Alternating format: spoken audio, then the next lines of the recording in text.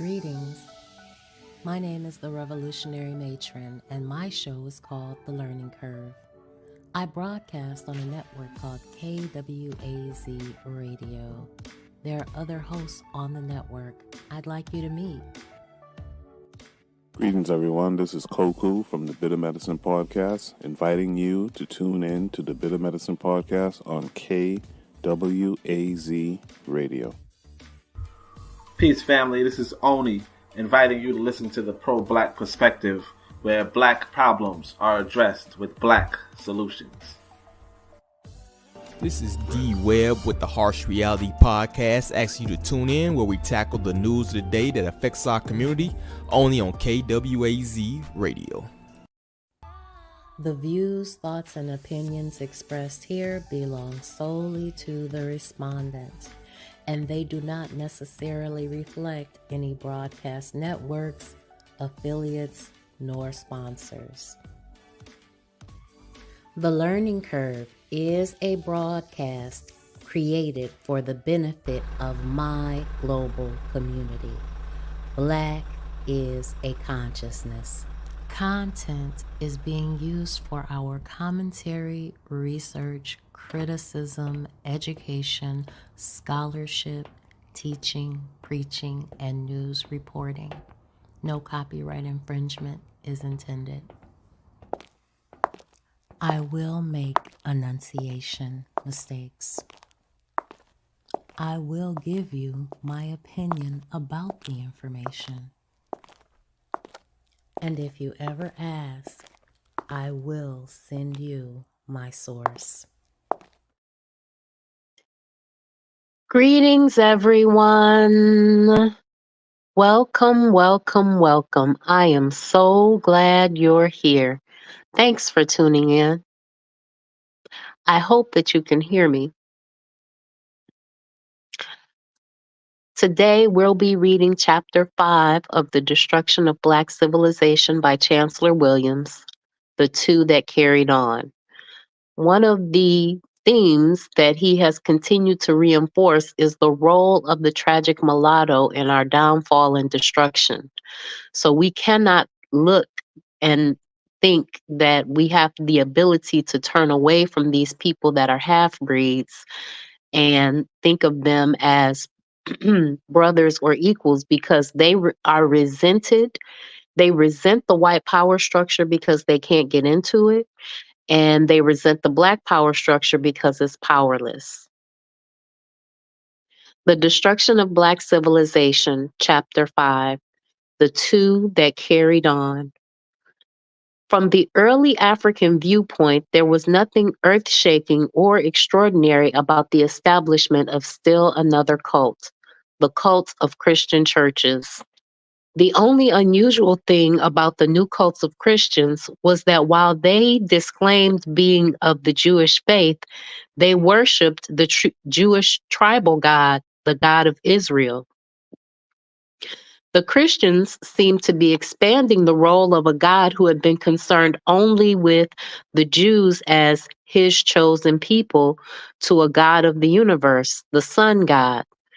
The Christians were not really different even in the central religious beliefs of the Africans and the Jews of the period in sacrificing sheep, goats, bulls, and sometimes humans for the remission of sins. For while the Christians had given up the slaughter of animals for offerings, the very cornerstone of their faith was that Jesus Christ, the Son of God, was sacrificed for the sins of man and that his blood was shed for this purpose alone. Drinking of the blood wine and eating of the body bread are all fundamental aspects of man's most ancient religion.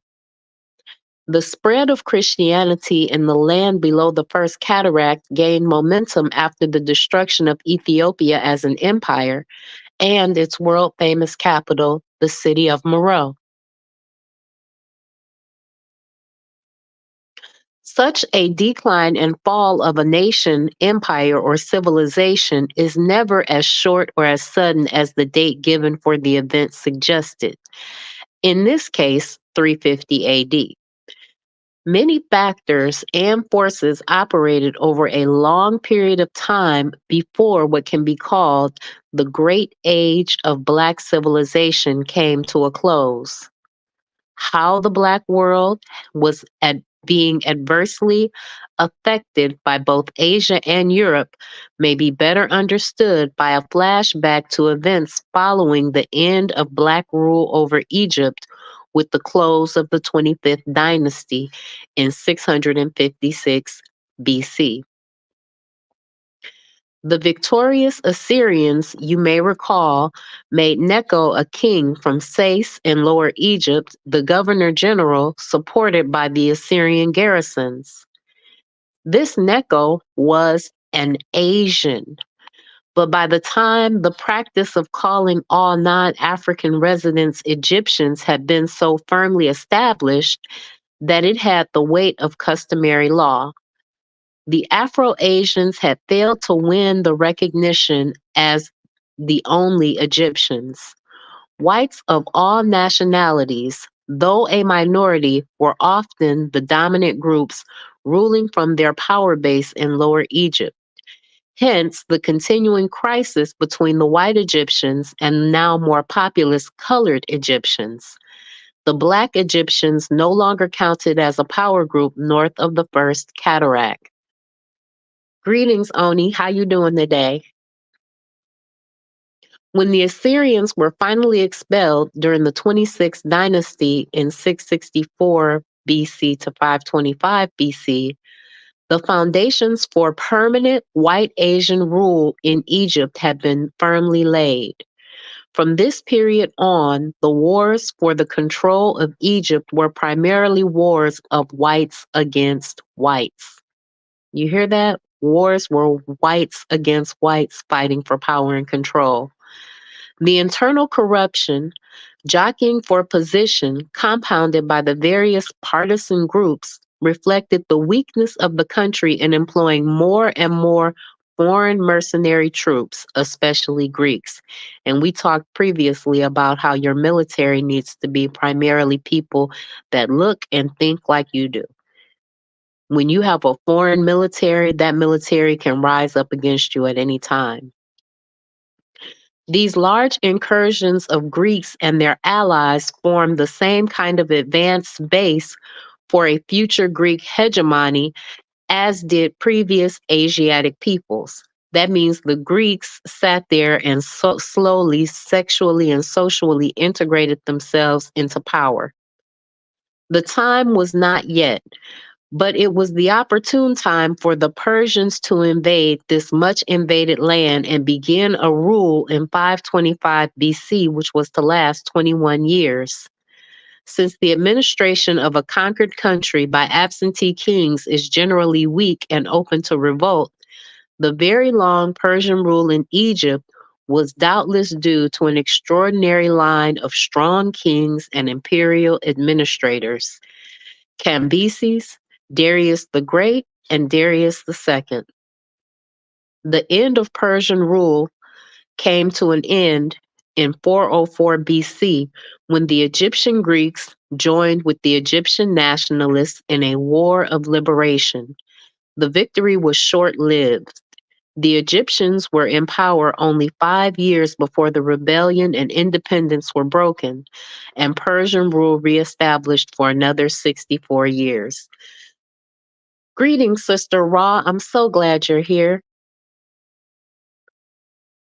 In 332, Alexander the Great arrived, and having broken the imperial power of Persia elsewhere, had no trouble taking over Egypt, a Greek-crowned pharaoh in 334 BC as Ptolemy.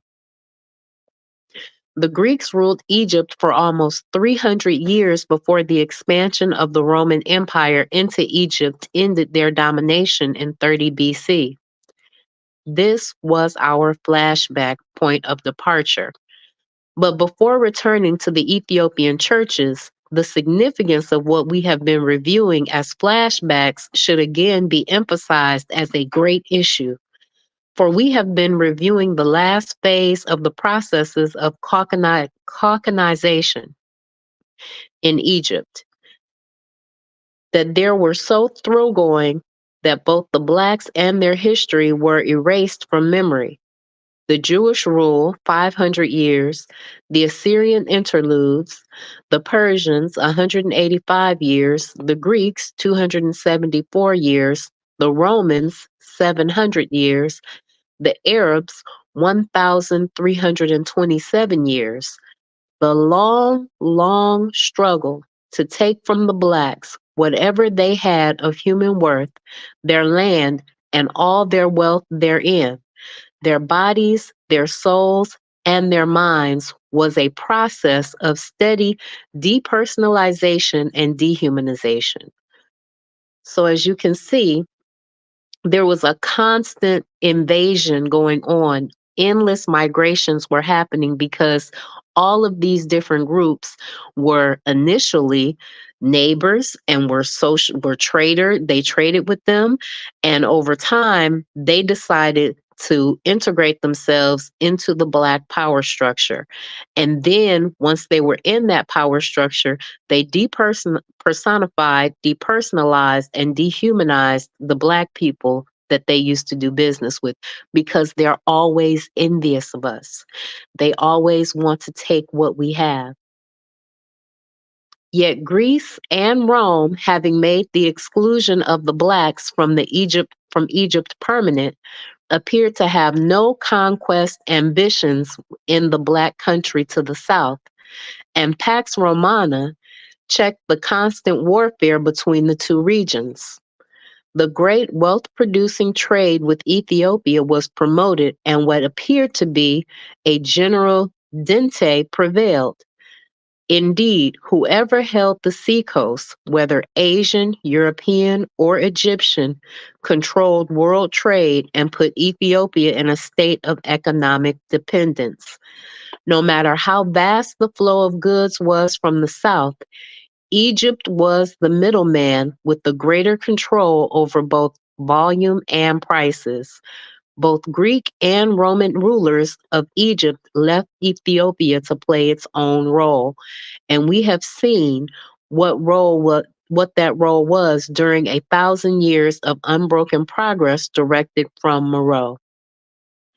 So as you can see, there's always been a fight and a battle for the coast. And whoever controlled the coastal lines controlled their access to world trade, because if I don't have control of the coast, I have to go through you.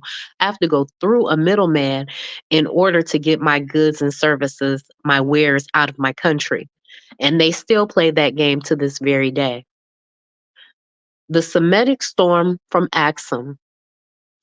Yet a storm cloud was threatening farther south as the Roman legions withdrew from Egypt to help check the erosion of an overextended world empire.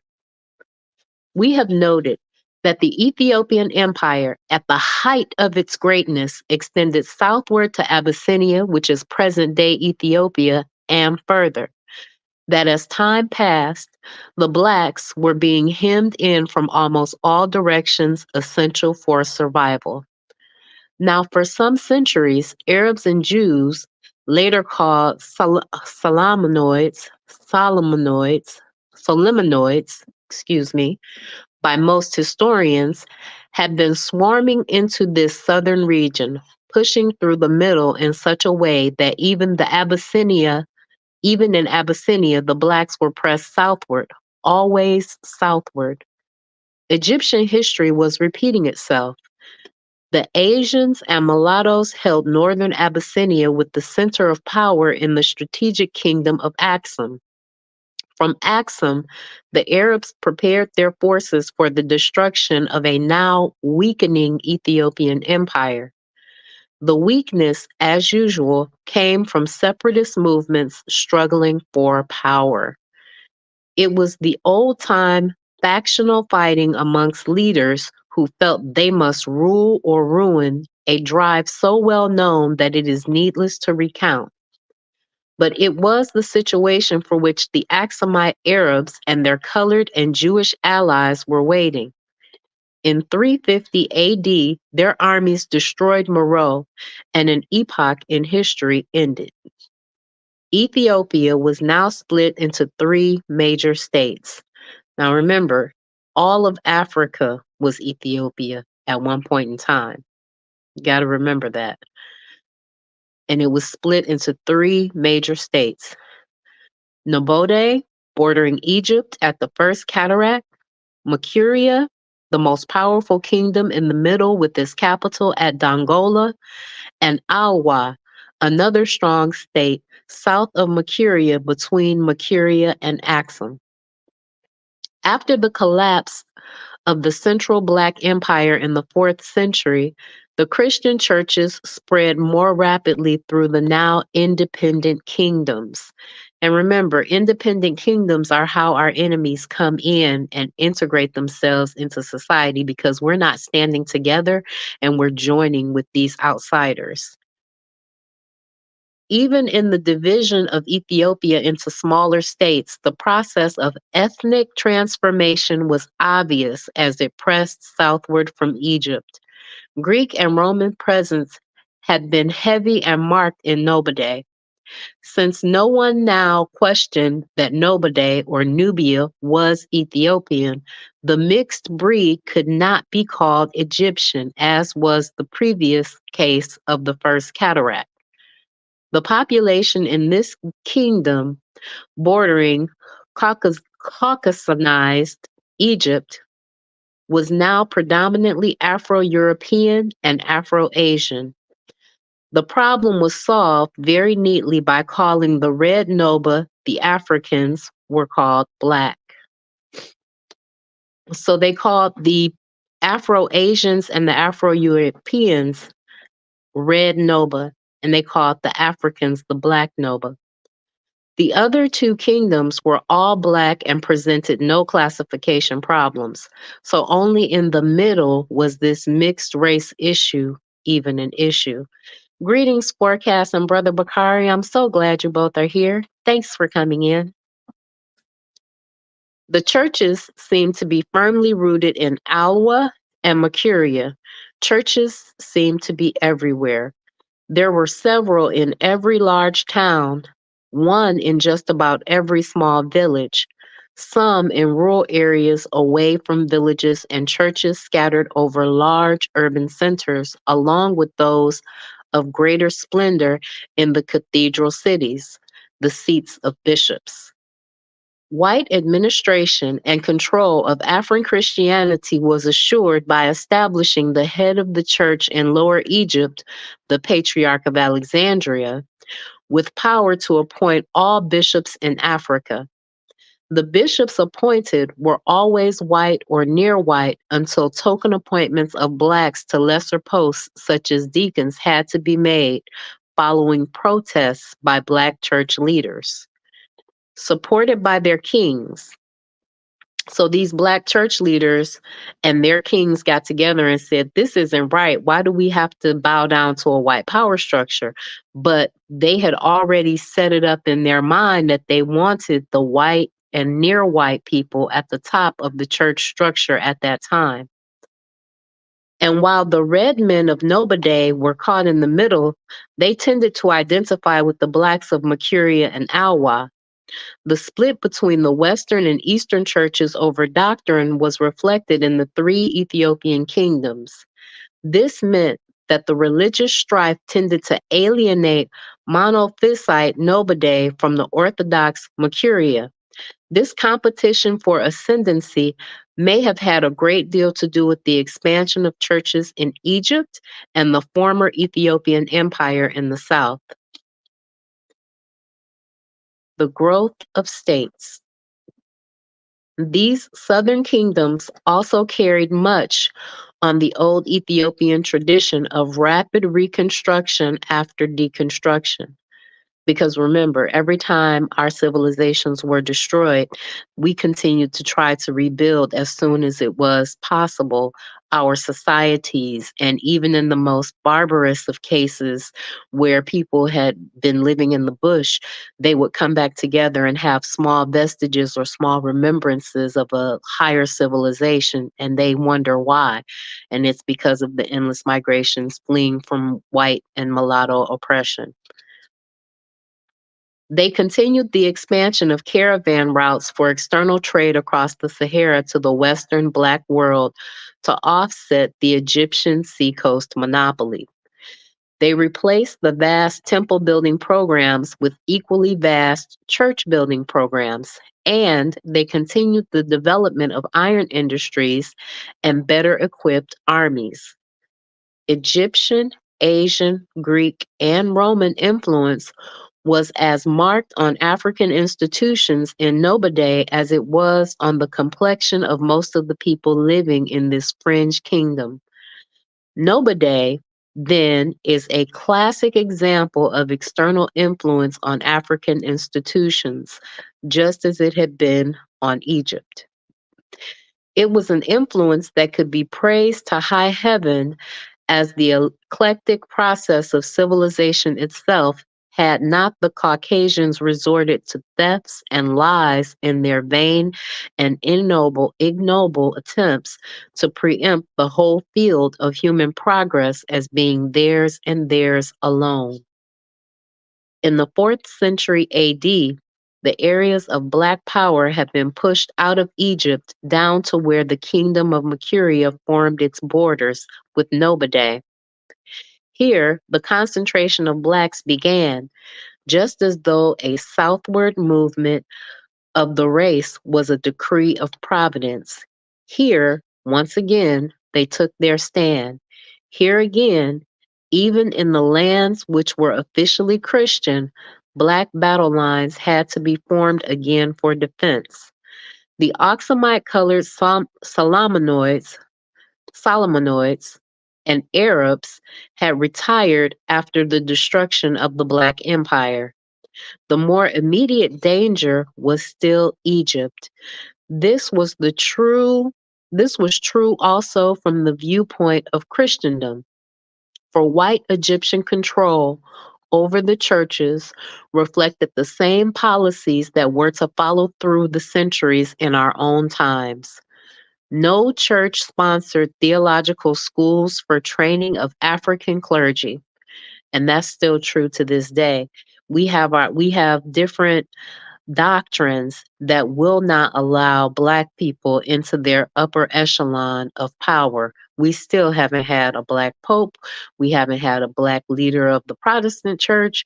They may be able to ascend to the role of bishop or prelate, but they do not get to be the deciding members of the deciding board. They are never heading anything.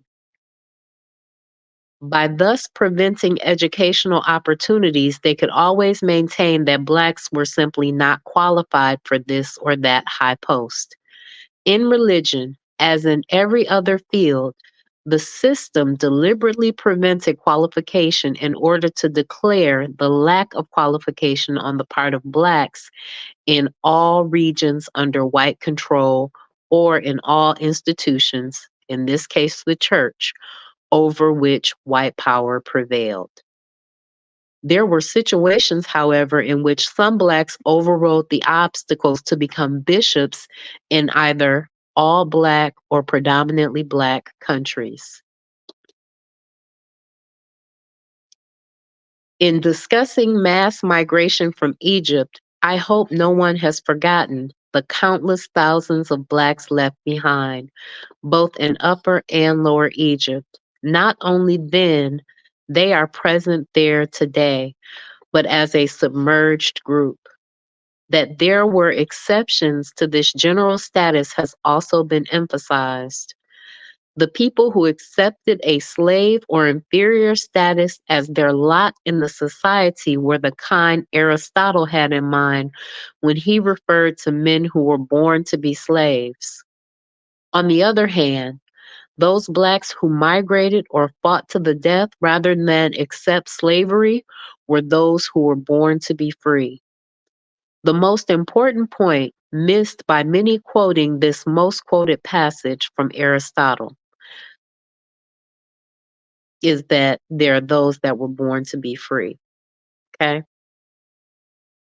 It was these born to be free Blacks who, as we have seen, not only beat back the enslaving invaders over and over again, but just as many times either conquered their would-be enslavers or drove them back to Asia. And Dr. Clark talks about the fact that the Asians are some of our oldest enemies. And when you listen to Dr. John Henrik Clarke, he recognizes the fact that there was this unending battle for Africa from the Asians. The fall of the Black Empire did not mean that the Blacks had surrendered. The fragmented kingdoms were still to carry the fight to the enemy, and they were still to fight their way across Egypt as far as to where their ancient city of Memphis once stood. Still others remained conquered regions simply because they refused to leave their ancestral homes, come what may. By the 7th century, the Blacks had achieved a major goal by incorporating Nobode with Makuria, and thus reestablishing what had become the recognized boundary between Ethiopia and Egypt at the First Cataract. The precise manner of this amazing achievement is unknown. Did the Black of Makuria overrun the Red Noba of Nobode? Or was it a union of kingdoms by agreement? We do not know. What we do know is that the Black kingdoms of Awa and Makuria were stronger than ever since the fall of Napata and Meroe. So as you can see, there was always this, we are stronger together if the Blackness comes together instead of accepting these outsiders into our royal lines. And once we decide to come together, we have more power. A decisive battle of history. Egypt, on the other hand, was undergoing one of her periodic convulsions from an invasion. The most faithful one, to which we have already referred to as the Muslim invasion of 639 to 642 AD. This conquest, as was usually the case, had been made easier by a previous Persian invasion, 619 to 629 AD. Some sources suggest that the new wave of Persian invasions that began in 619 AD determined the course of the Blacks by conquering Nobode and reestablishing their frontier at the great system of fortifications at the First Cataract. From there, the Blacks had been raiding various areas in Egypt and attacking garrisons throughout the 10 years of the last Persian occupation. In this and other similar instances, the picture that emerges clearly is that the Blacks, even after being pushed out of Egypt, were more upset by foreign invasions and resisted them more courageously than the so-called New Egyptians, who by comparison appeared to be an easily conquered and rather cowardly lot. The New Egyptians were the Afro-Asians. Otherwise, how could Amir ibn al-As, the Muslim general, conquer all of Egypt so easily with only 4,000 men? The conquering Arab general apparently knew the difference between the fighting qualities of the Blacks in the south and those of the Egyptians and their mercenary troops. For despite the continued raids by the Blacks, he chose not to extend his operations into their land. But not so disposed was Abdullah, the new Arab governor general or viceroy of Egypt.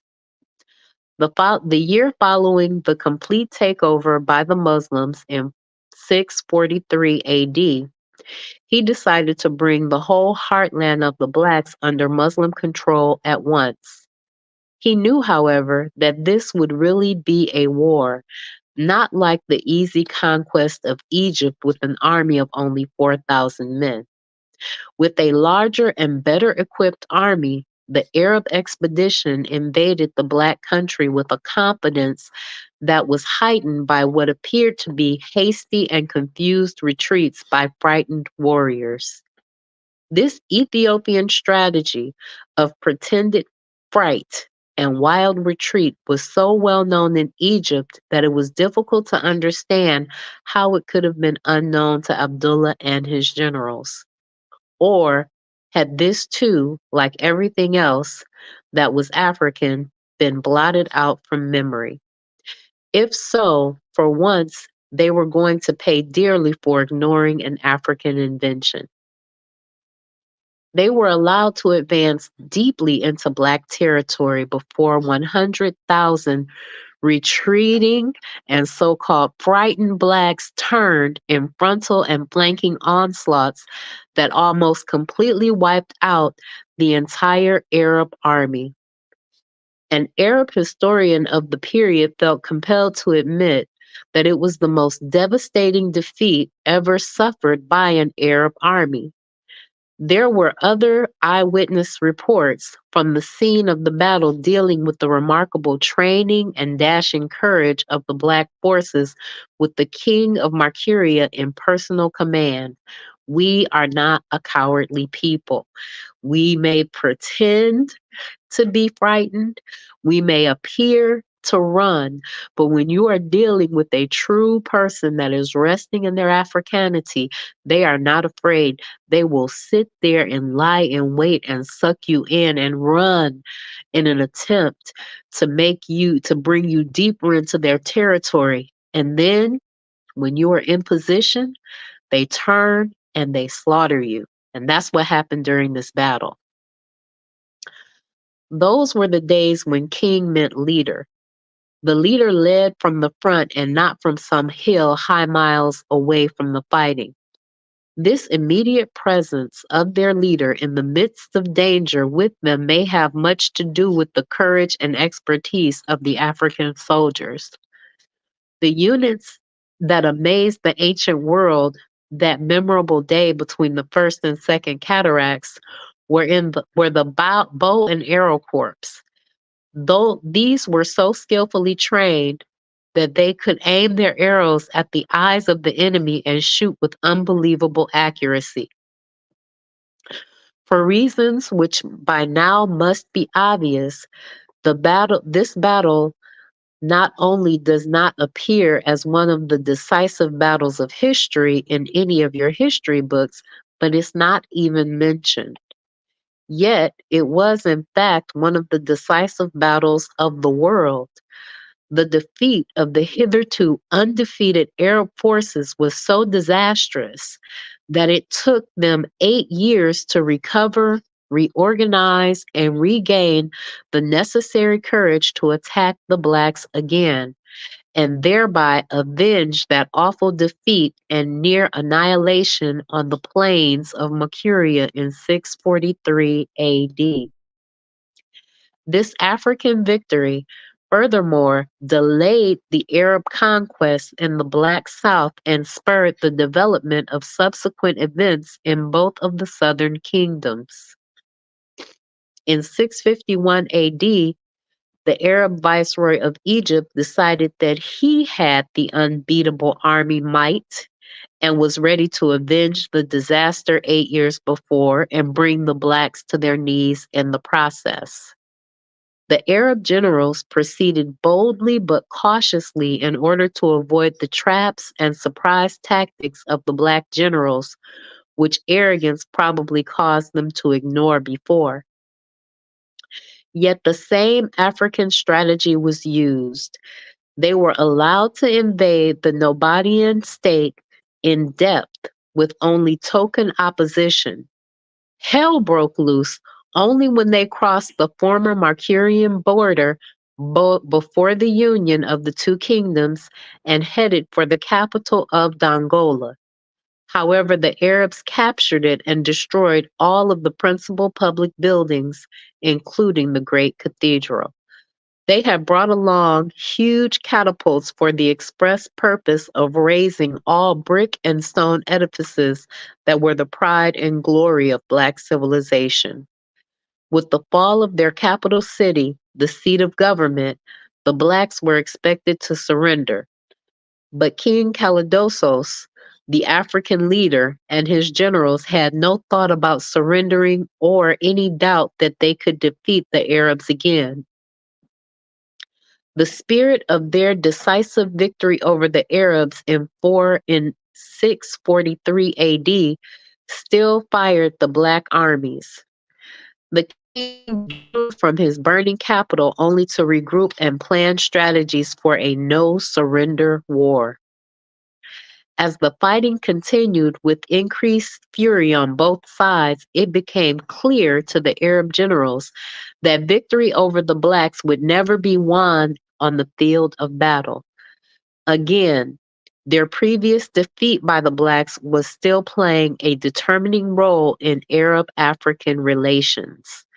So again, we have to remember the Arabs are not our friend. They're a mixed race people, a mix of Africans and Asians, and they have a historic resentment towards us as well. We have forgotten our history, but they have not forgotten theirs. And they continue to tell the stories of their defeat and who their enemies are. They remind their children of this. This is why things like Afghanistan can happen, because from the time those children were born, they were told about what the Americans were doing and how they were handling their land and who their enemies were. And we need to remind our children of who our enemies are. And that's why I read these books.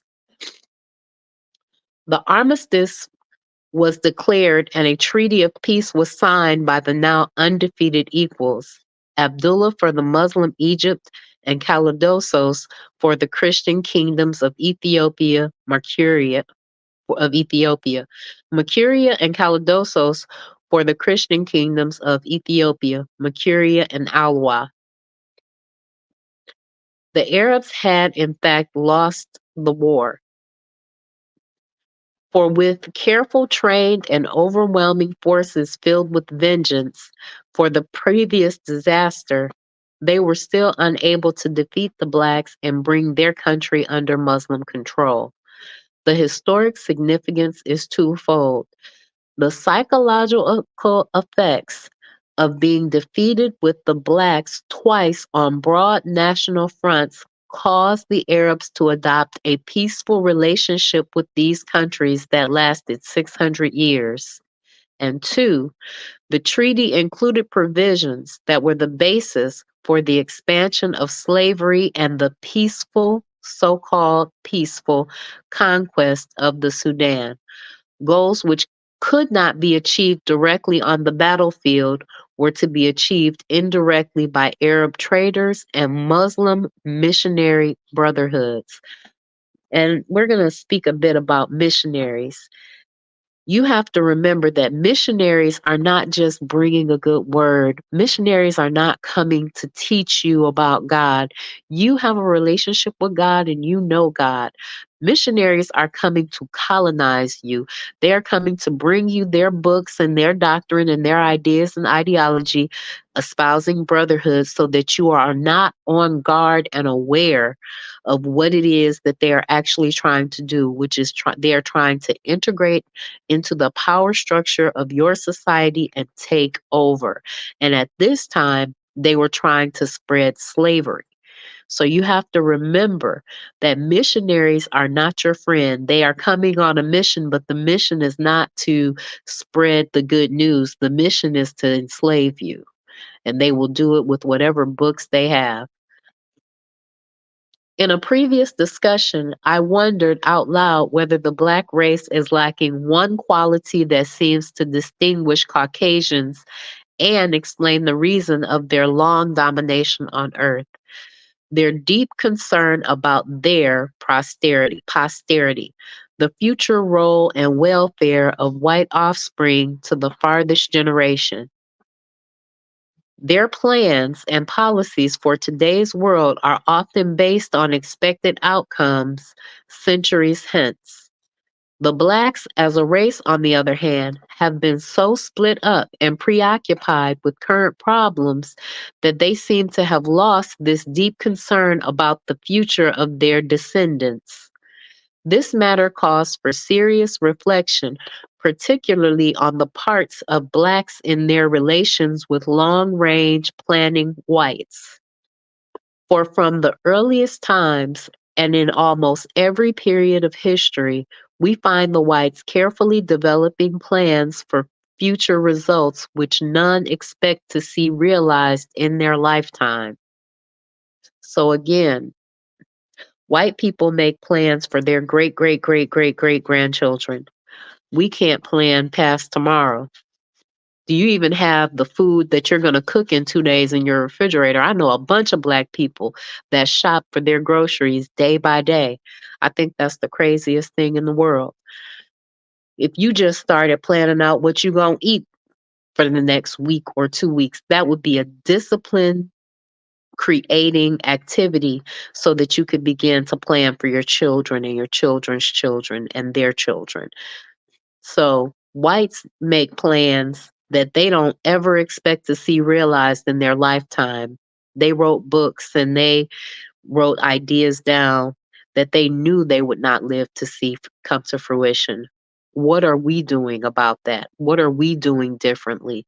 Are we still making the mistakes of our ancestors and not making plans for the future? But anyway, and so it was here in the Sudan in 652 AD when the peace treaty between the Arabs and Blacks was signed. First, the Arabs had to make their failure appear to the world as a victory of some sort. An annual tribute, the conqueror's bot, became an important provision in the treaty.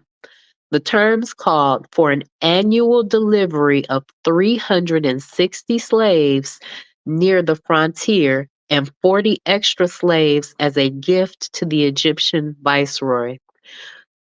Now, you have to remember that at this time, and from the African perspective, a slave was not the dehumanized being that we experience here in the Americas. A slave could work their way out of slavery. A slave was often a prisoner of war. So this was a way for them to get rid of some of the extra people that they had in their kingdom. There are a lot of ways that slave has changed over time. And they had no idea that slavery was going to devolve into what it devolved into in the Americas. So this was the Arabs' way demanding this annual tribute of 360 slaves and 40 extra slaves, so 400 slaves in total. This was their way of showing the world that they had won, because if you actually win the war, you don't pay a tribute, you get a tribute.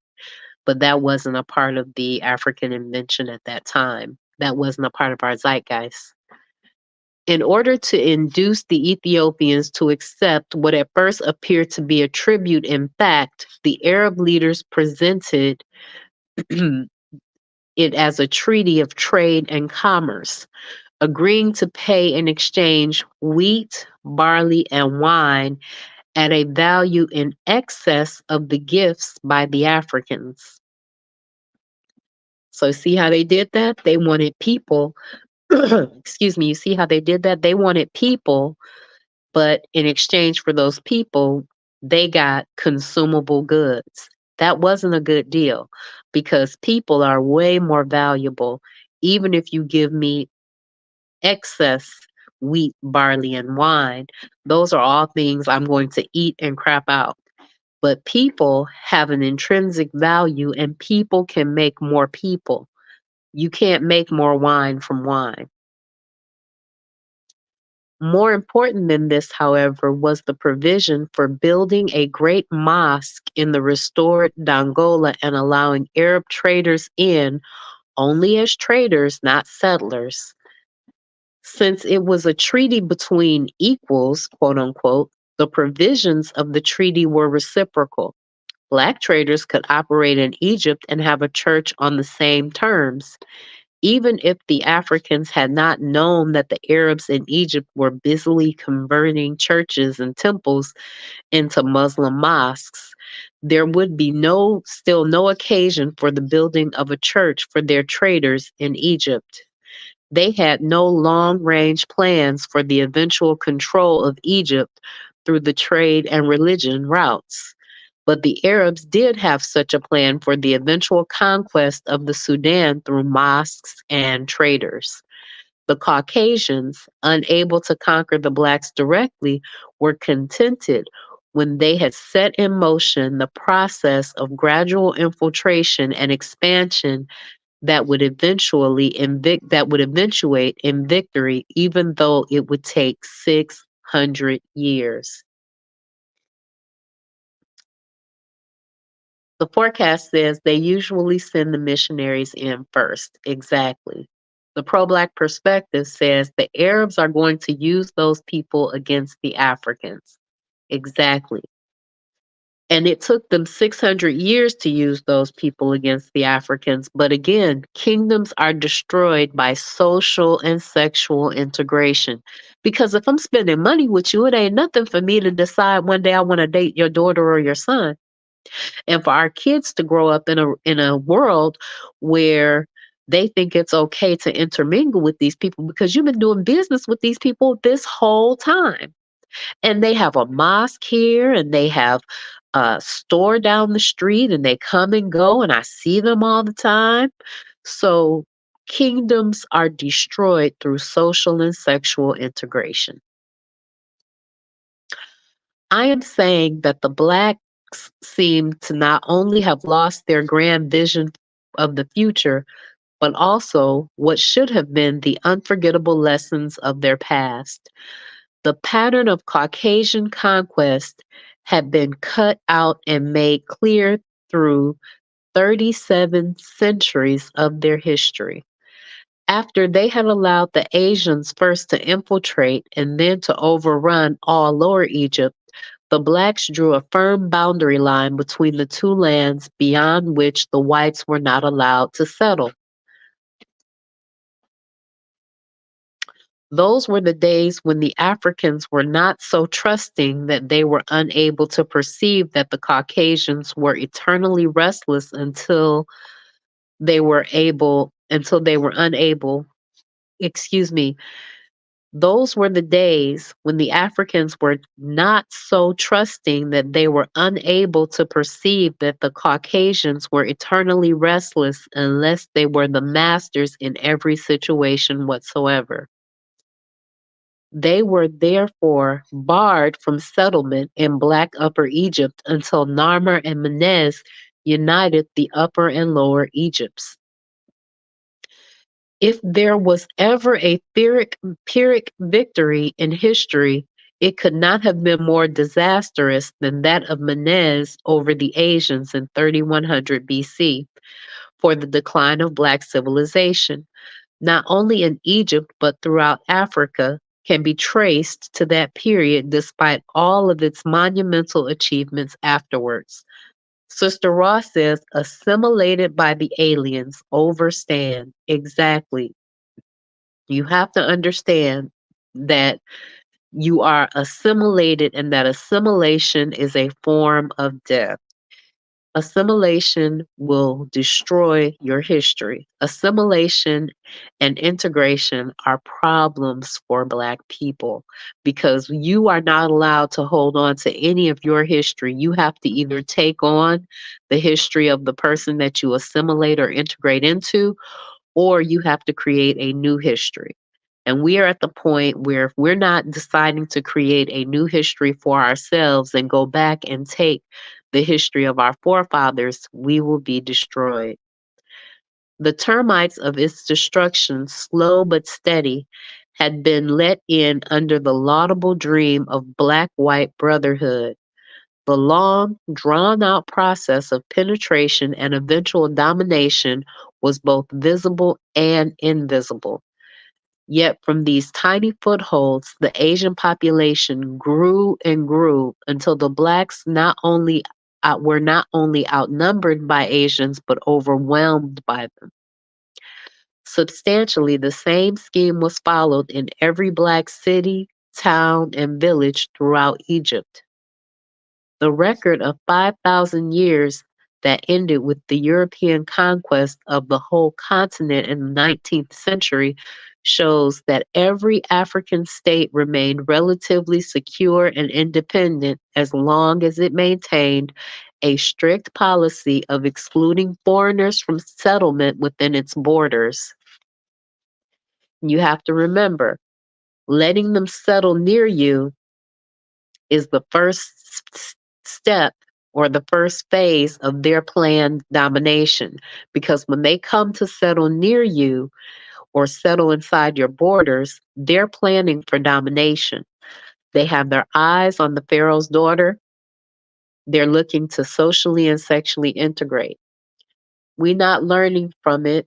We're repeating it and over again. Exactly, Sister Ra. We're repeating it over and over again.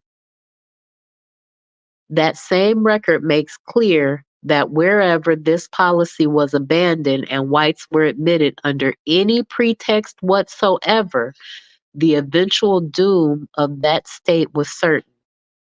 The single point that is being made here is that King Kalidosos and other Black leaders already had, as early as 652 AD, 37 centuries of this record before them when they allowed the Arabs to establish a permanent base of operations in their land, because they ignored the fact that these people were actually mulattoes.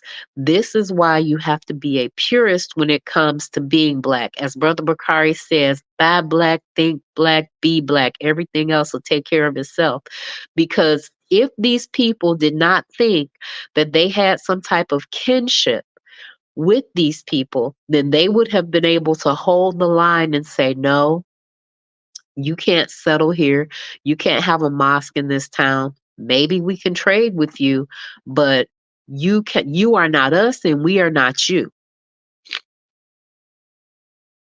They ignored the record, as other Black leaders were to continue to do until Muslim Asia and Christian Europe swept the continent and left the whole Black world prostrate at their feet. So as you can see, they decimated us because we didn't learn the lessons of our forefathers. At this point, we have 38 centuries, okay? Of white and Arab and Asian and Muslim and any other kind of people coming in and socially and sexually integrating into our societies. They pick for themselves the best of us in an attempt to get that genetic material and carry it and integrate it into their line. They will accept a dark-skinned baby for a period of time, but they know that they have they know that they're collecting the resources, whether it's genetic material, money, prestige, knowledge, all of these different things that they're integrating into their genetic line. So we have to be careful because we have now 38 centuries of this. In the 7th century, this tragic outcome was still far away. The fall of Meroe and the breakup of the Ethiopian Empire into kingdoms did not check the flowering of Black civilization in these states. Indeed, Makuria and Alwa seemed determined not only to maintain the ancient tradition of progress, but to overcome the imperial breakdown by pushing forward more aggressively than ever on all fronts. The 600-year Detene with the Arabs in Egypt was a period of such reconstruction and progress that the criticism made regarding the leadership above would seem to be unjustified unless viewed from the long backward perspective of history. Even church and cathedral building was expanded from this center of Black culture over the western regions of Chad and adjoining states. The limited excavations have revealed this much. Future archaeological work may reveal whether the Ethiopian Empire in its heyday extended westward to the Atlantic Ocean and the Gulf of Guinea. It was a great surprise recently to find buried structures in the Chad region similar to those in the heart of the empire along the Nile. So as you can see, there is a vast amount of information. I need to step away for one moment. So I want you to listen to this. I'll be right back. Hello there, dear listener. We hope you're enjoying this lovely discussion. If you're not already aware, this show is part of a podcast network called KWAZ Radio, a Pan-African nationalist and Garveyite network committed to showcasing the rich and varied thoughts of African people. We have an exciting lineup of shows that we think you'll enjoy, including the Bitter Medicine Podcast. I think black people require too much buy-in. Like, we would constantly have to sell black people on things that are beneficial to black people. The Pro-Black Perspective Podcast. I'm fearful that our people are not really studying how to get ahead, and we're kind of, continually staying behind. The Harsh Reality Podcast. To me, it don't matter. I think people are so dumbed down, it wouldn't matter what you reveal to them. They still are in the matrix. They're in the simulation. They're going to keep doing what they did. They lemmings. So to me, it don't matter, man. The Learning Curve Podcast. Sexual access has never given you economic empowerment. The only person who has ever been economically empowered by a sexual relationship is the wasp and his woman. The Cassandra Cheek Show. When we start rising up to fight for our own, I guarantee you they'll stop doing what they're doing. I guarantee you they would have let their brother go. They was waiting to see what black folks was going to do. Brother Bakari Podcast. Black people love to claim folks that hate them, right? They're a slave master, and they are ashamed of who they really are. The Forecast Radio. Like, if you pray to the same deity as, like, your enemy, and that God blesses your enemy more than you may want to reconsider who you praying to, And Tanzan, African Mind. Africans generally are welcoming of everyone. Sometimes, to my consternation, I think that they should be less, welcoming. If you love our podcast network, we would be grateful if you could rate and review us on Apple Podcasts. Follow us on social media, like and subscribe to our YouTube channel, and check out our website at www.kwazradio.com for more information. Thank you for tuning in. And now, back to the program. I want to say thank you for being patient with me today, you guys. I'm getting over a cold, so I have a little bit of congestion, so I'm sorry about that. I want to say shout out to the Forecast. Thank you for the Cash App. And Brother Bakari, thank you for the Cash App. I appreciate you both very much. Black Mercuria. Between 700 and 1200 AD, Mercuria was more empire than kingdom. It was organized into 13 major states with a sub-king over each and the king of kings over all. The traditional African council was the final authority no matter how powerful the king might seem to be. The great and colorful parasol of the king of kings had to be wider than those of the divisional kings, and theirs was larger than any lesser official. Cyrus was the king of kings in 745 when Omar, the governor of Egypt, stepped up the persecution of Christians in Egypt in what amounted to be a Muslim holy war, destroying churches or converting them into mosques, and even putting the patriarch in prison. Since the patriarch in Egypt was the head of all Christian churches in Africa, the Africans regarded this, the latest onslaught against the churches, as an insult, as well as a breach of the peace treaty, now almost 100 years old. Strangely, the Muslims made Lower Egypt the area of the greatest church destruction. When the arrogant Omar ignored all protests and pleas, the African king headed an army of 100,000 men and marched on the Arab center of power in Lower Egypt. The governor of Egypt quickly freed the patriarch and promised to leave the Christians and their churches alone. Cyrus accepted these assurances and withdrew his army from Egypt. So as you can see, we wasn't no punks. It was during this period that an expensive body of church literature developed in the African language and the remarkable pottery industries were expanded. Painting, like writing, was stimulated by the church, just as had been the case in temple art. Mining was a principal source of wealth, but agriculture was the basic national activity, and there is evidence of the people's battles with the encroaching deserts. They followed the system of the Mother Empire and overcame certain arid areas by developing the systems of terrace farming that was irrigated by water wheels constructed for high places. They were successful enough to produce a surplus of agricultural commodities for export trade. Cotton had been produced from the ancient times, and cloth making and other weaving arts were among the oldest crafts. That glass was made is certain, but the extent of this enterprise is not indicated by the archaeological findings.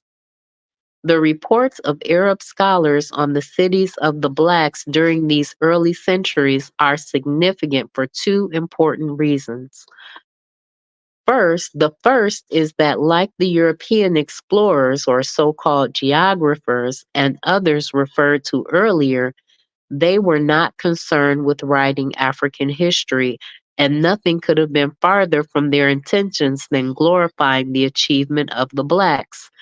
But their mission was to make factual reports on the conditions and exploitable possibilities of Africa to their home countries, and they do that to this very day.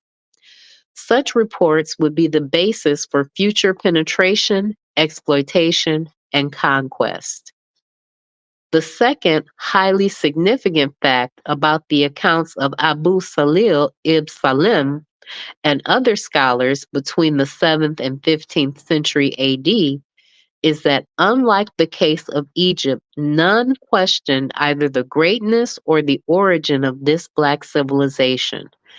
It was so clearly all African that it did not seem to occur to these Arab writers or that any other position was tenable. Those familiar with the traditional African religion might question whether Christianity was in fact external to Africa. In any case, the beautiful churches they saw spread over the lands of the Black gods had become almost completely Africanized for those gods. The prosperity the Arab visitors reported, the magnificent stone and brick palaces, temples, churches, cathedrals, wide avenues lined with palm trees, government buildings, public baths, water supply systems, beautiful gardens, countless craft industries, huge farms with extensive pastures where camels, horses, oxen, cow, sheep, goat, pigs could all be seen grazing lazily.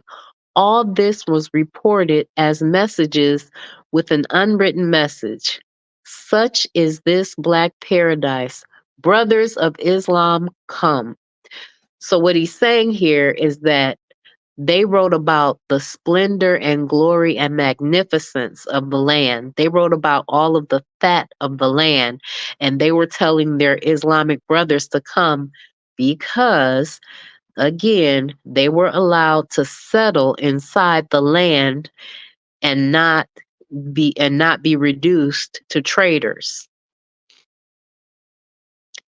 The prosperity of this center of the Black world represented one of the last great epochs in the history of the Blacks, if near the final.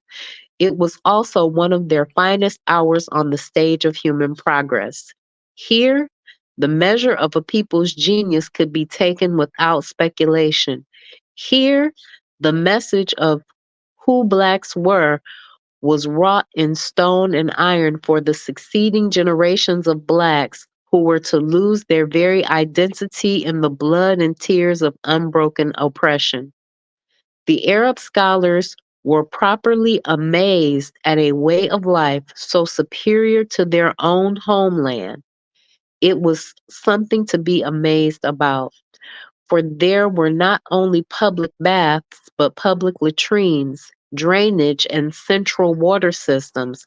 But the most remarkable evidence of prosperity and progress was reflected in the advanced standard of living among the masses. The massive bricklaying industry had led to homes of brick and stone in cities, towns, and villages, brick houses and larger houses for the great common people. In the 8th century, this was something for the visiting Arab scholars to write home about. It would be something to write about anywhere in this last part of the 20th century. The Arab hordes. However, they really did not need to report all this so well as it was already generally known. The treaty barring Arab settlement in the all-black countries had been ignored almost from the beginning and certainly treated as non-existent after the death of Kalidosos. The Arabs came in steady streams year after year, but in an inch-by-inch system over widely scattered areas that appeared to not cause immediate concern. But they came in unchecked and alarming waves when the great schisms in Islam led to bloody wars in the Arab world. The character of the refugee movements out of Arabia and other Arab centers of power depended upon what sect had captured the caliphate. Let the record show, therefore, that all the Arabs that swarmed into Africa across the Red Sea and Indian Ocean were not bent on either conquest or domination. Countless thousands were fleeing for refuge, fleeing for their very lives. Once settled there, however, they formed the ever-increasing population base for the Muslim leaders whose aim was to establish Islamic rule over the whole Black world. So what he's saying,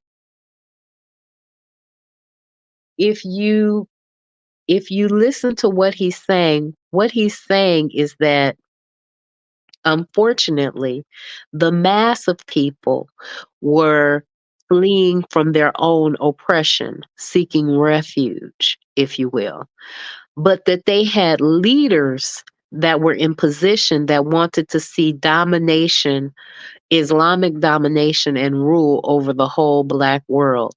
So he's putting it off on the leaders and trying to not blame the everyday person.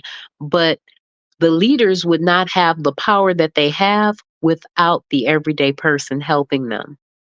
So it's a symbiotic relationship.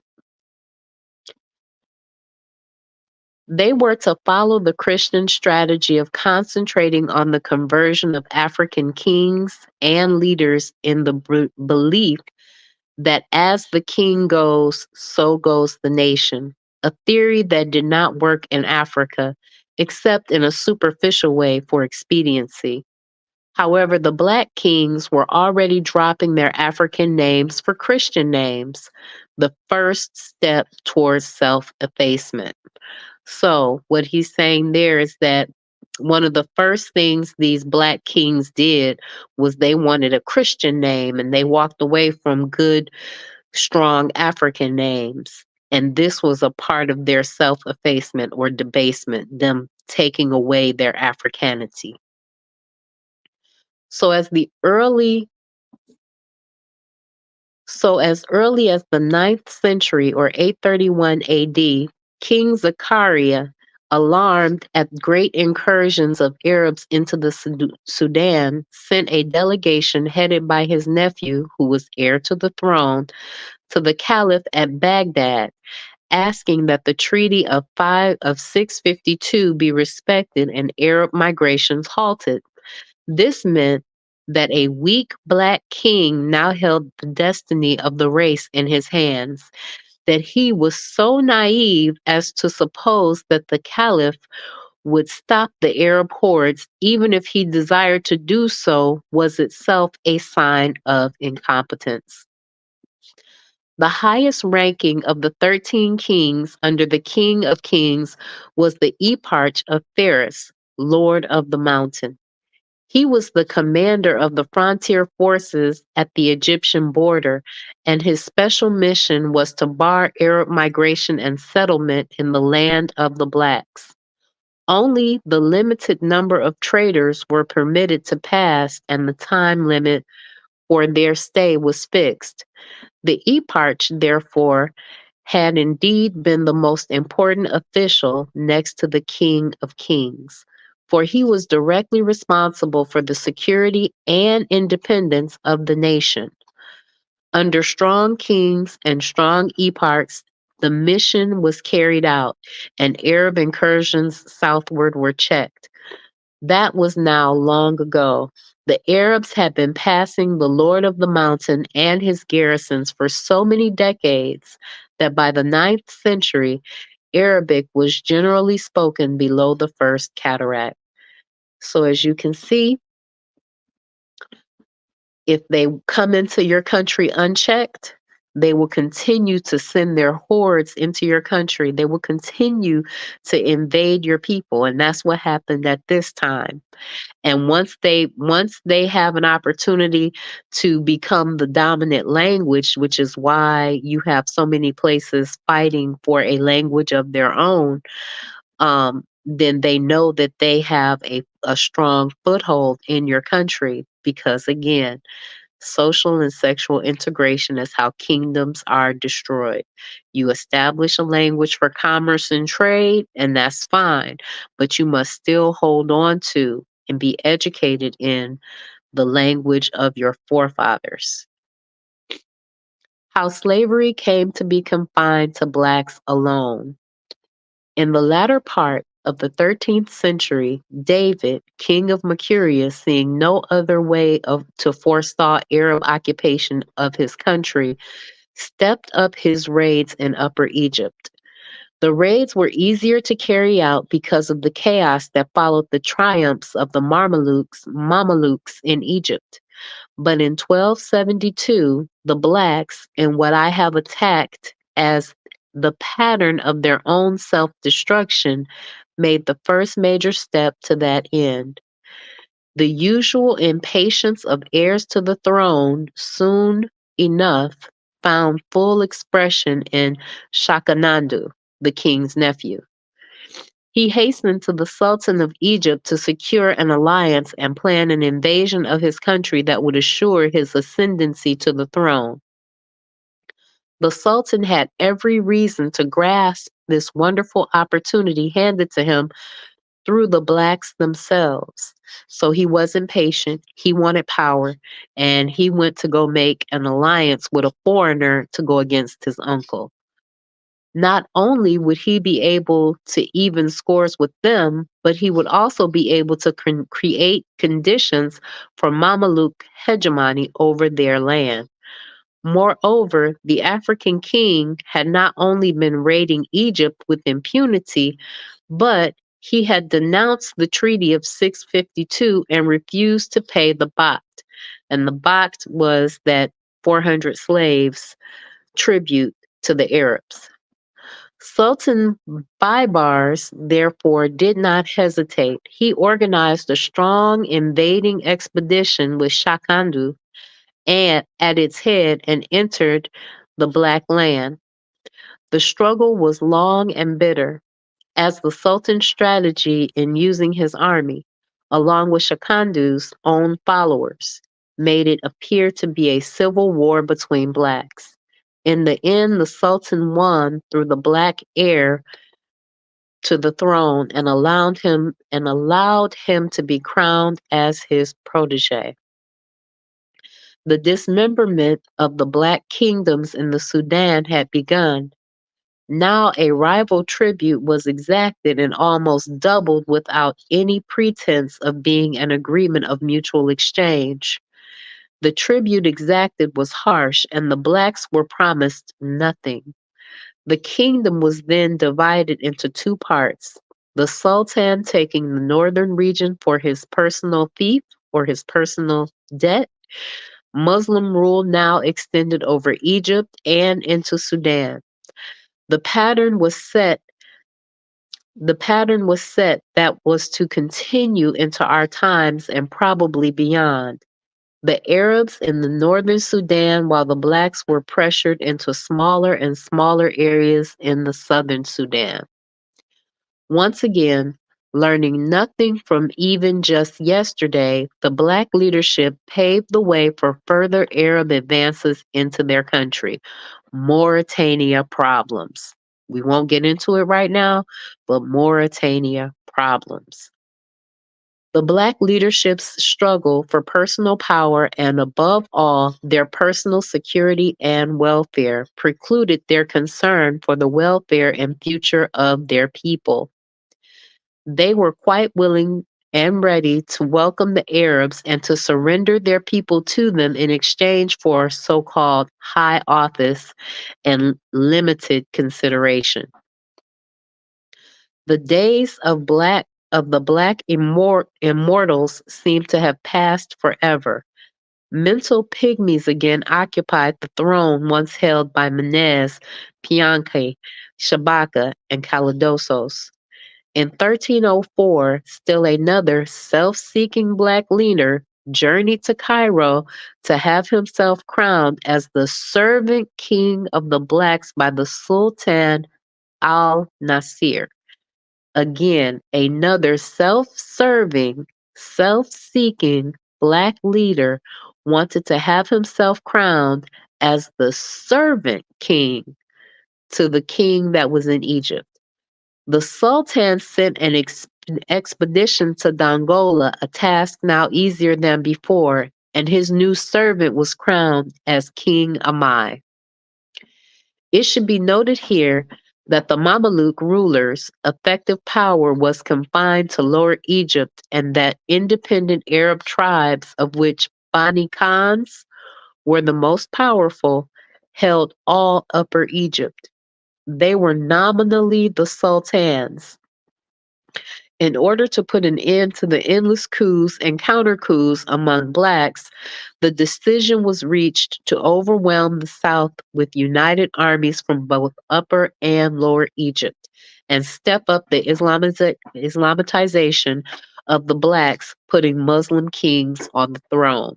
So these servant kings themselves were ousted by the Arabs that they went to go offer their hand to, and they were ousted by them, and Muslim kings were put on the throne.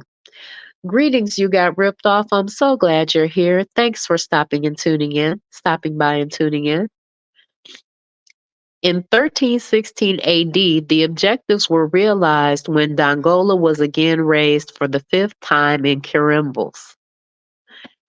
The last black Christian king was put to flight.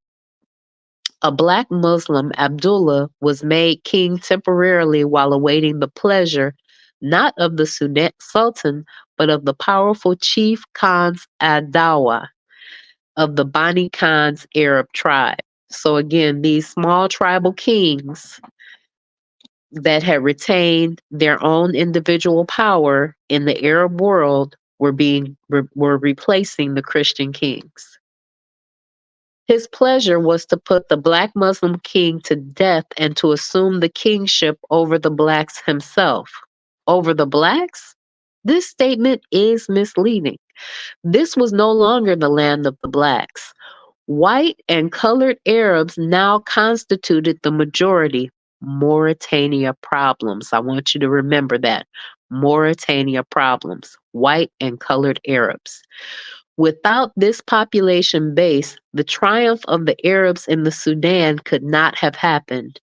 Yet the Arab chieftain's rule as king was short-lived because the Mameluke rulers played one group off against the other in an effort to defeat Arab objectives in one way or another. For one thing, they had been unable to break the autonomy of the Arab tribes in Upper Egypt, and these tribes were spreading over to Sudan and setting up their own kings. This was a further challenge to Mameluke rule in Egypt. Who then were the Mamelukes?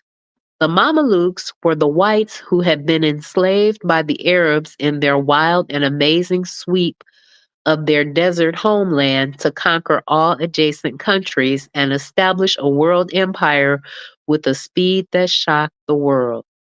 Theirs was the original Blitz. The enslavement of prisoners of war, which was the way general slavery began, was the order of the day. Race had no bearing on the matter then. Whites, blacks, browns, or yellows were all made slaves if captured. The Arabs also made a practice of creating strong slave armies. The white slave armies were the Mamelukes. These, when stationed in Egypt, revolted, overthrew the government, and established their own line of ruling sultans. For this, they were hated by the Arabs and looked upon with scorn, even though they had been converted to Islam. The white ex-slaves hated their former slave masters even more. Bakari says, the Mamelukes was a slave army mixed black and white slave that helped the Turks defeat the Mongolians. Yes, they played that role too. Absolutely.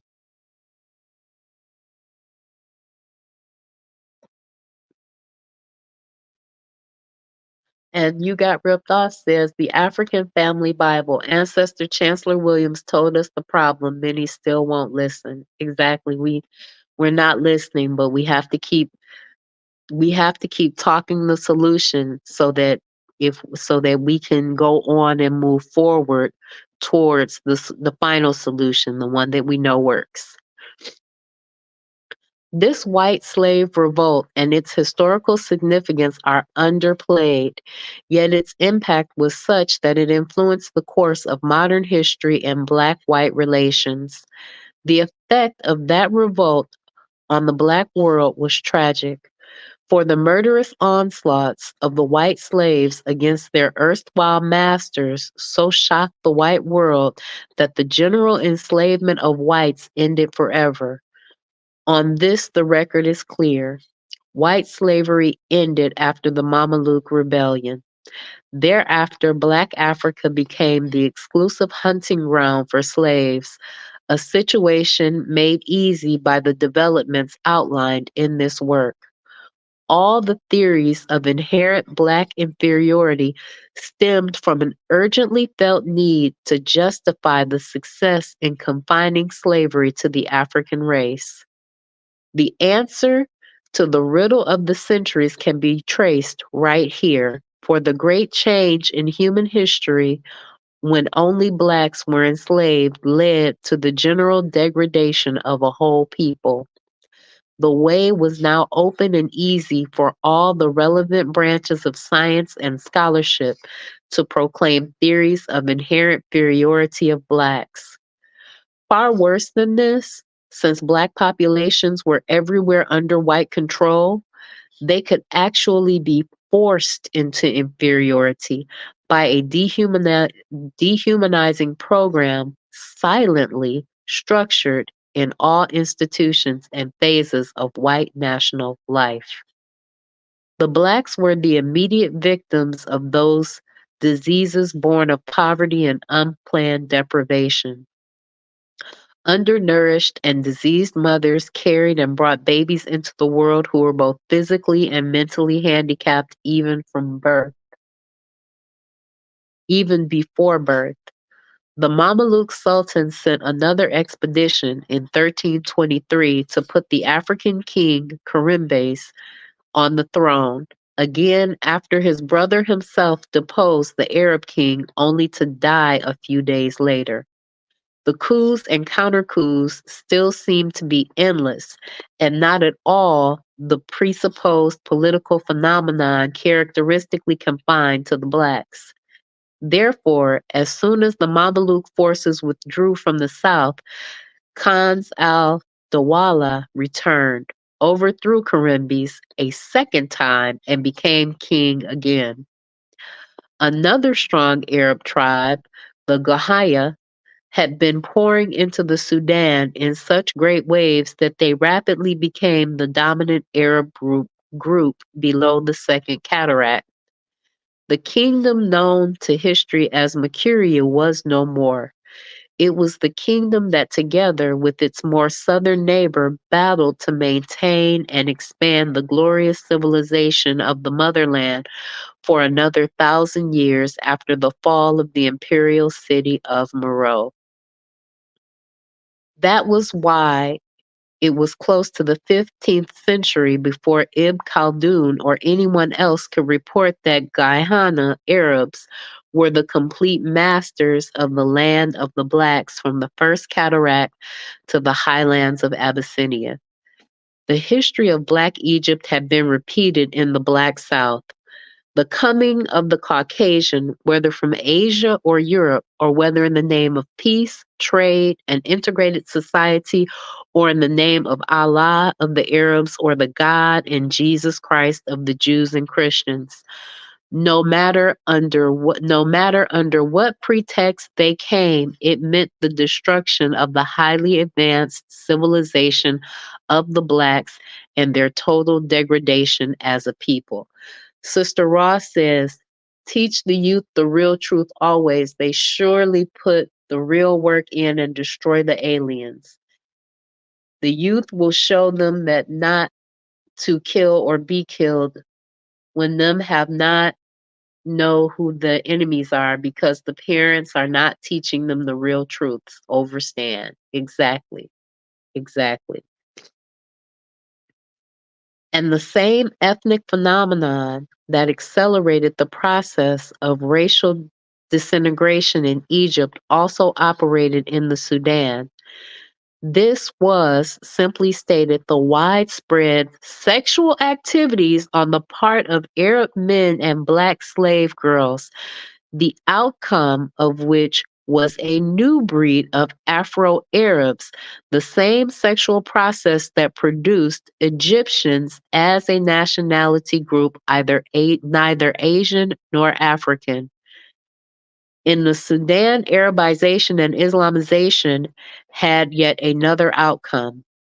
Not only did the Afro-Arabs consider themselves Arab and bitterly resented being called Sudanese or Black, but thousands of the jet black, unmixed Africans insisted on being classed as Arabs. Think about the problem that Sheikh Anta Diop had with his uncle, who could trace his lineage, so-called lineage, back to an Arab or to Allah. They still do this. This fact was settled beyond question during my field studies in Sudan in 1964. This fact also confuses and frustrates the Black world, both in and outside of Africa. For who now are our African brothers? They show that we are not afraid to kill and die. They just don't know who the enemies are. Yeah, the youth know. The youth know. The now Alwa and now Alwa, which was the second great civilization after the Arab invasions. With the capture and control of the biggest remaining kingdom of the Ethiopian Empire completed through peaceful infiltration of waves of Arab refugees over centuries, the triumphant Arabs were not disposed to follow the same long, drawn-out procedure in taking over the last key kingdom of the formerly Black empire. This was Alwa. The Arabs decided on a full-scale war against the last citadel of Black power in the southern Sudan. Although Makuria was most in the spotlight of wars against the Arab incursions, she was supported by Alwa. Mercuria had to carry the brunt of the burden because it was right next door to the enemy, and it alone had the awesome responsibility of holding the floodgates above the first cataract through which the Arab tides ebbed and flowed. Meanwhile, Alwa, with ruins of the imperial cities of Napata and Meroe in its very midst, had a more direct responsibility for restoring and maintaining the glories of a black civilization that had refused to die with the fall of the Ethiopian Empire 1,000 years before. Alwa had replaced Meroe with its beautiful capital city of Soba and had developed its other towns and cities along such advanced lines that foreign writers could never fail to comment on the architectural designs, the wide streets lined with palm trees, the spacious homes, and, in fact, all of the things they had observed in Mercuria. The thriving industrial crafts, large-scale cattle raising, a surplus-producing agriculture that kept alive an export trade in dates, wheats, and gari, cotton fabrics, and other produce not easily perishable, and an efficient administration, a strong army headed by formidable cavalry regiments. Alwa had made its defense system more secure by maintaining more walled towns and cities than Mercuria. These walled places were rebuilt primarily as centers of refuge against constant Arab slave raids. Now they were to serve as freedom's final bastions of defense against local enslavement. Alwa was ready for what everyone knew was its last war as a nation.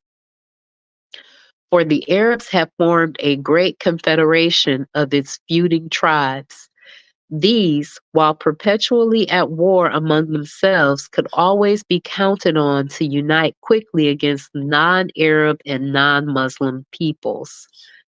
Before the united Arab armies entered Alwa, the black leadership had ordered a general evacuation of the country by all women and children and the aged. The men, warriors, all remained to face the foe.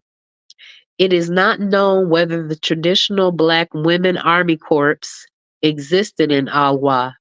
In any event, the Arabs did not find and indeed did not expect the conquest to be easy. They knew well the courage of the Blacks in battle and their unwillingness to surrender even when defeated. They had to take Alwa city by city, town by town, hill by hill, and bush by bush. The Blacks were dying and fighting for the higher order of life they had built. They fought nobly on the plains of Alwa in 1504, while their people, some never to be seen again, joined other countless thousands in the great migrations east, west, central, and southern Africa. So as you can see, they recognized that Alwa was a place that had people that were going to stand the test of time, people that were going to fight to the death. And as Sister Ra talks about, we need to teach our youth to fight to the death for the things and the lives that we've been able to build. The Surprise Kingdom. During the same period these two Black states were being destroyed, the history and rebirth of destroyed African states was being repeated just beyond their borders after migrating Africans who decided to make another stand in the midst of death and danger. These Blacks were called the Funj people, F-U-N-J people. They gathered in strength and, with consummate daring, quickly formed a new nation, the very year Alwa passed from the scene as a state. Under the leadership of the strong king, general, and statesman Amara Dunkwas, They established their capital at Sennar on the Blue Nile, and at the very outset, they assumed an aggressive stance that put the world on notice that Black power in Africa had not yet been completely destroyed. That another fighting state had emerged from the ashes of those which had been destroyed. Indeed, the Funj state arose with such suddenness and with policies and programs so daring that it shocked both the Arabs and the now encroaching Ottoman Turks. The latter, after overthrowing Mameluke rule and taking over Egypt, quickly built and expanded defensive fortifications against possible Funj invasions. For these Blacks had turned the tables of history by annexing and bringing under control the Arab tribal states in the lower Gizra region, and the areas around the present Khartoum. The Funj king appointed an Arab as his governor over Arab provinces, emphasizing the Arabs' status as tributary vassals by giving the office of governor to an African title. All this provided to be just too much for our Western historians. Characteristically, and even today, they refer to the Funj as a mysterious people and wonder from whence they came. They debate, with the usual air of deep scholarship, whether or not these Blacks of the Funj kingdom were really Blacks, when it is suggested that they probably came from the East. It is a repeat of the overworked canard that plants the idea that all such people must have come from Asia. In his recent Modern History of Sudan, P.M. Holt concludes that a rigorous investigation of the problem of Funj origins has yet to be made. Why is there a problem? And what is the problem if there is one? Both questions are integral parts of the great issues in this work. They have been rather fully answered in different contexts. As to this particular case, therefore, the quote-unquote problem of Funj origins is a problem for Caucasians only, with the possible exception of those Negro scholars whose skewed vision of reality is through the eyes of blue. People not concerned with the distortions of history, but desiring the truth about the past as honestly as it can be determined, will have no difficulty in understanding that the people who were called Funj were one of the uprooted and countless groups we have been describing, driven from one place and reorganizing to settle in another until uprooted again and again and resettling and rebuilding again and again, on and on until the Europeans swept the whole continent and then afterwards. Some wandered to the utmost parts, as stated before, and some, like the Shiluks, who built the Funj kingdom, did not leave their general region. If they came from the east, it was from the east bank of the Nile. In the interest of trade and foreign commerce, Funj kings, as many African kings were to later do, began to accept Islam and take the Arabic title of sultans. Thereafter, writers called the kingdom the Funj Sultanate. In this matter of commercial activities, it could be specially noted that in early times the Blacks equaled the Semitic peoples in their interest and drive in the fields of finance, industry, and foreign trade. All over Africa, there were whole societies that were distinguished, enjoying fame for their skill and success in one of these business areas. The interest and drive in large-scale economic endeavors were generally lost along with other institutions that had been the basis of their advanced culture. This was the major tragedy in the history of the Blacks, and one about which they have not even yet been fully awakened. The Funj, or Shilluk, traders roamed far and wide in the great game of buying and selling. The continued prosperity of the country depended largely on their selling activities in neighboring states.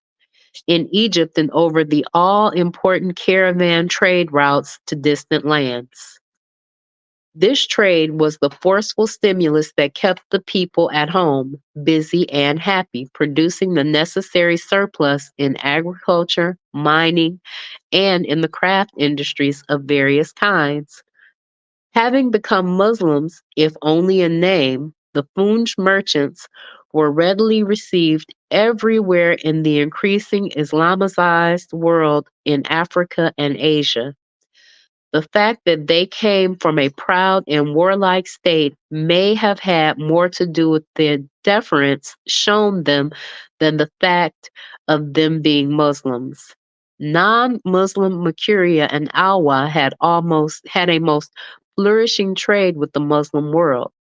Their traders had also been received with respect and honor by the Arabs. It is ironic that one has to be a fighter to command greater respect. Unlike Makuria and Alwa, the Funj kingdom did not resist Islamization, but welcomed it. Yet its African nationalism clearly transcended Islam. The number of sultans and notables who rejected Arabic names is impressive and significant.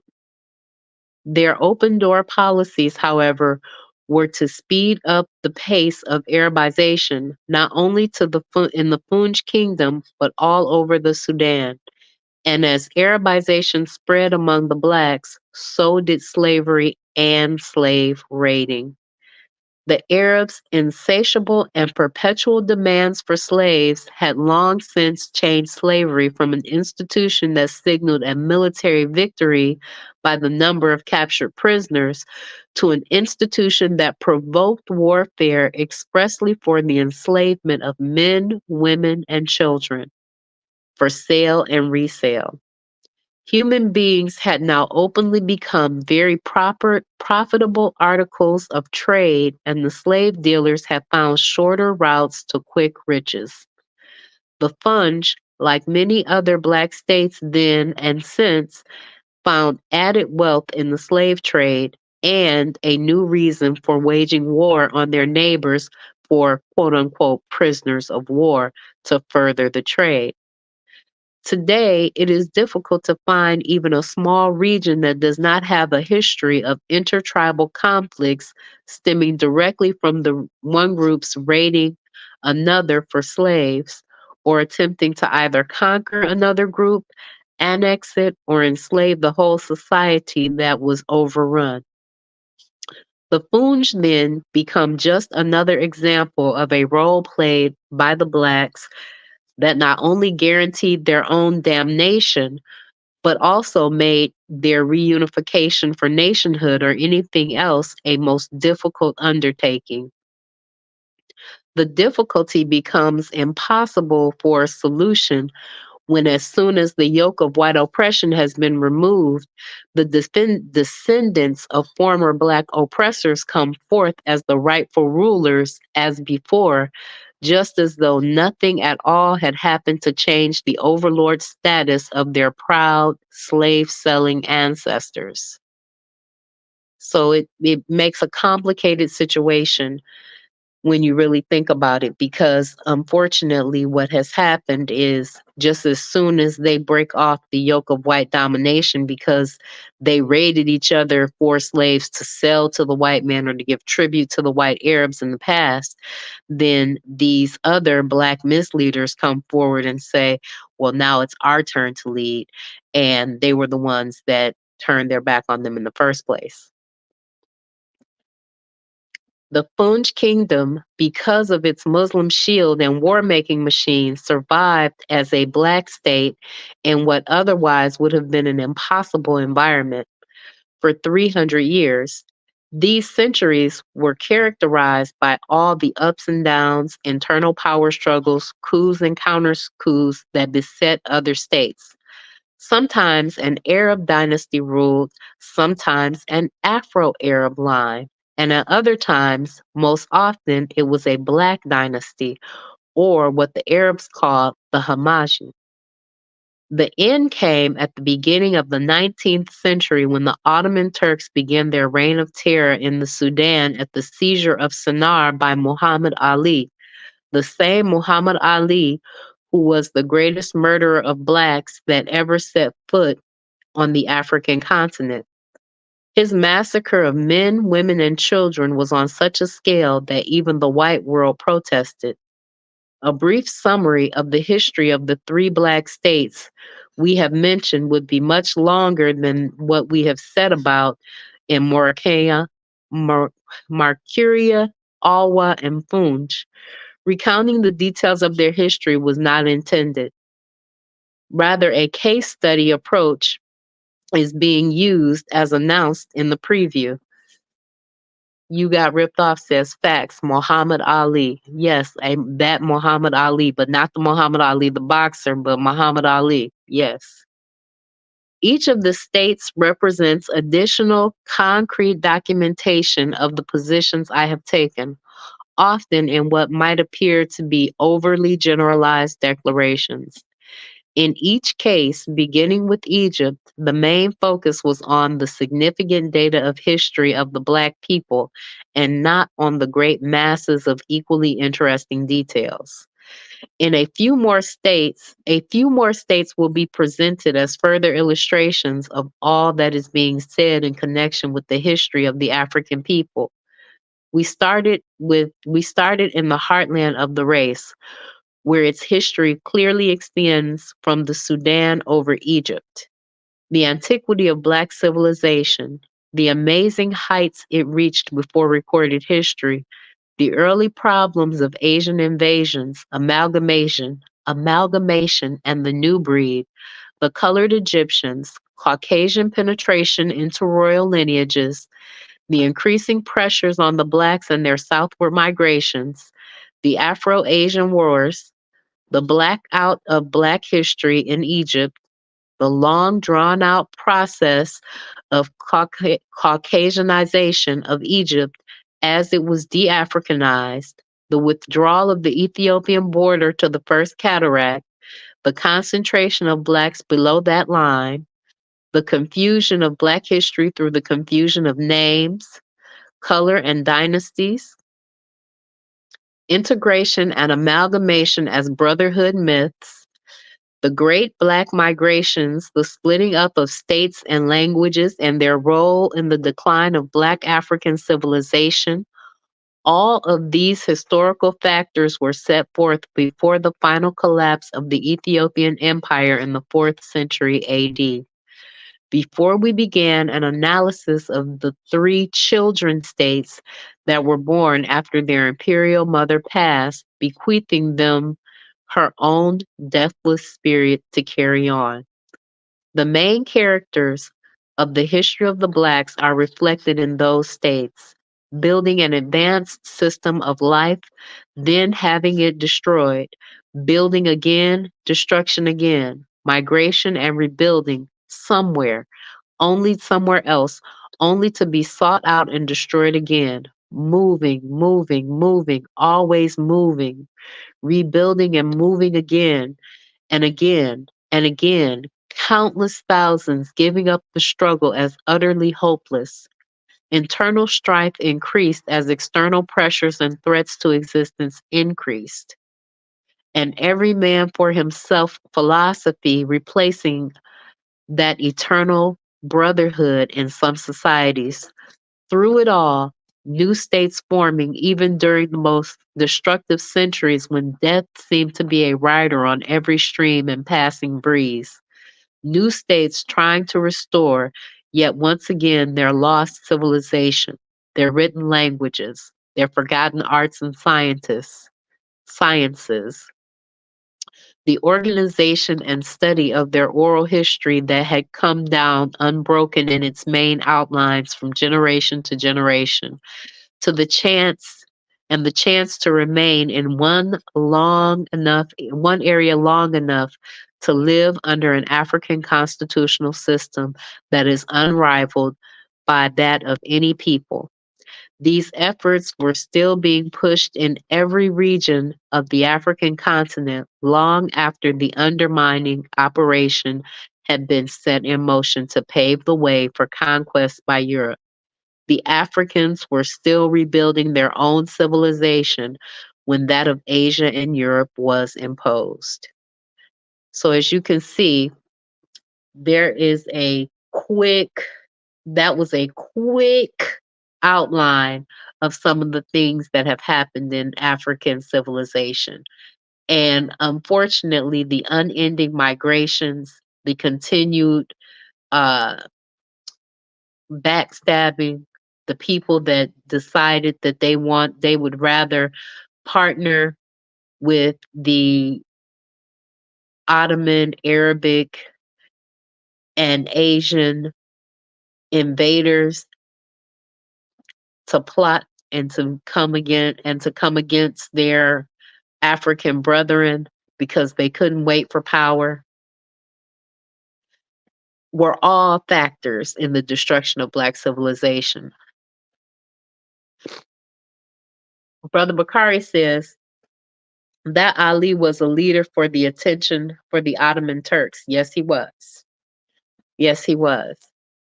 But as you can see, they continued to be destroyed from external forces and internal forces. And those internal forces were things like jealousy, impatience, lust at times, because they would marry royal daughters off into these other royal lineages of white people and Arab people and Asian people to create new races of people. And unfortunately, those are all the building blocks for our great destruction. The next time we chat, we'll be talking about the African Constitution and the birth of true democracy, one man, one vote. If you would like to join the panel or have anything to say, the link is in the chat. But if not, then I am going to get out of here. I've held your attention for almost 2 hours. I appreciate it. I appreciate each and every one of you. And I want to say thank you to Brother Bakari, to Forecast, to Sister Raw for the Cash Apps, and to these people.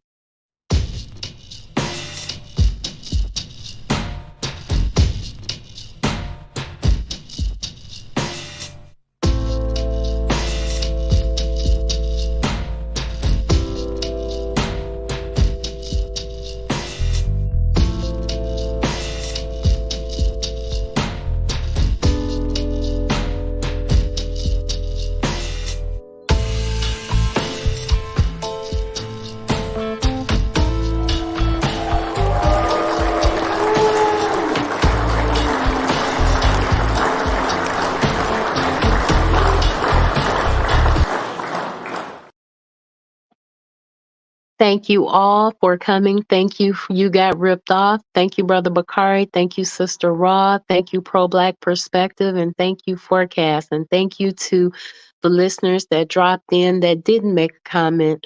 And I appreciate you guys that are listening in the future. I value each and every one of you, and I will see you tomorrow at 7 p.m. Eastern Standard Time. Hopefully it won't be 2 hours, but maybe it will be. All right, guys. Peace.